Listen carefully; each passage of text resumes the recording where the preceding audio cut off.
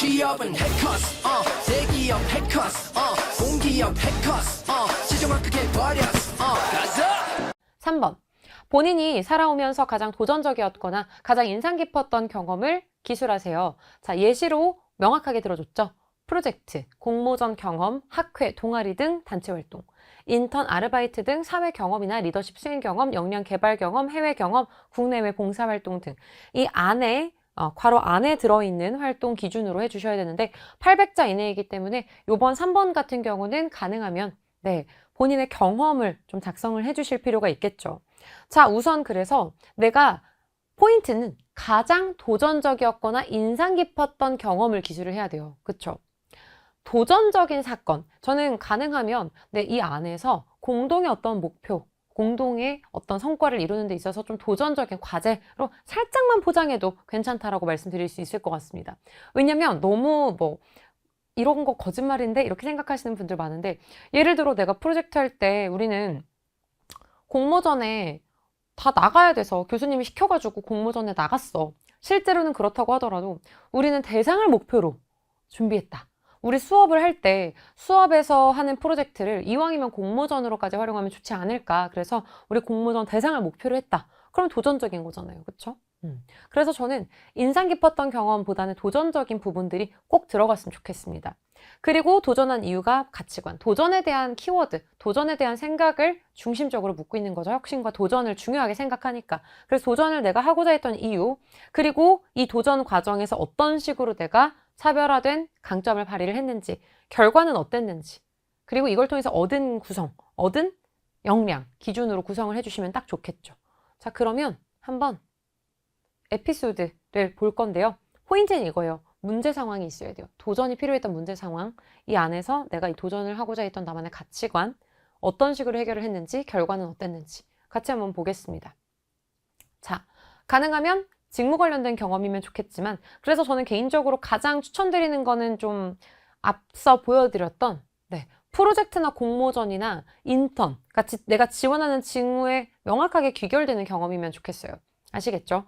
근데 만약에 없다라고 한다면 아르바이트도 충분합니다. 어차피 여기에서는 경험 키워드를 보는 거니까요. 가치관을 보는 거니까요.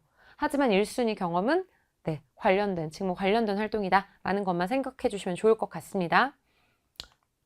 자, 일단 문제 상황은 다음과 같아요. 패스트푸드점에서 4년간 아르바이트를 하면서 신입 트레이너 역할을 맡게 됐는데 이 매장이 유동인구가 많은 드라이브스루 매장이어서 너무 업무 강도가 높다 보니까 매달 한 달도 못하고 알바생들이 그만두는 거죠.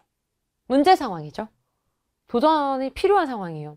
나는 한 달도 못하고 계속 그만두는 건 이거는 개인의 문제가 아니라 시스템의 문제라고 생각했다. 분석적 사고죠. 그리고 도전적인 이유. 연차가 내가 가장 높고 신입 트레이닝까지 담당을 하다 보니까 요건 내가 충분히 개선을 할 수 있다라고 생각을 했던 거죠. 그래서 원인을 파악하기 위해 면담을 실행했다. 도전적인 어떤 나만의 자세, 책임감인 거죠, 결국. 근데 다들 좀처럼 인터뷰에 응하지 않았대요. 참여한 몇몇의 아르바이트생들에게 싫거나 어려운 점은 무엇인지 물어봐도 딱히 답을 안 했대요. 알고 보니까 말해봤자 반영되지 않을 거라는 불신이 깔려 있었고 대화 방법을 바꿔서 싫은 부분이 아니라 개선하면 좋을 부분을 묻고 말해주면 익명으로 반영하겠다라는 의견 자체를 존중하는 태도를 보였다. 말미에는 의견 주어서 고맙다는 인사도 꼭 했다. 그러니까 한마디로 이 문제를 해결하고자 했던 나만의 노력이 순차적으로 기술이 되어 있죠. 여기에서는 소통에 대한 부분까지 같이 어필할 수 있겠죠. 그 결과 알바생들이 편하게 의견을 제시해주면서 이제 업무 절차, 스케줄 비효율 방식. 그래서 일단 스케줄은 말씀드려서 의견을 반영해서 개선을 했다. 그 결과 개선된 분위기로 2개월에 한 명씩 그만두던 퇴사율이 6개월 동안 단 한 명도 없었다.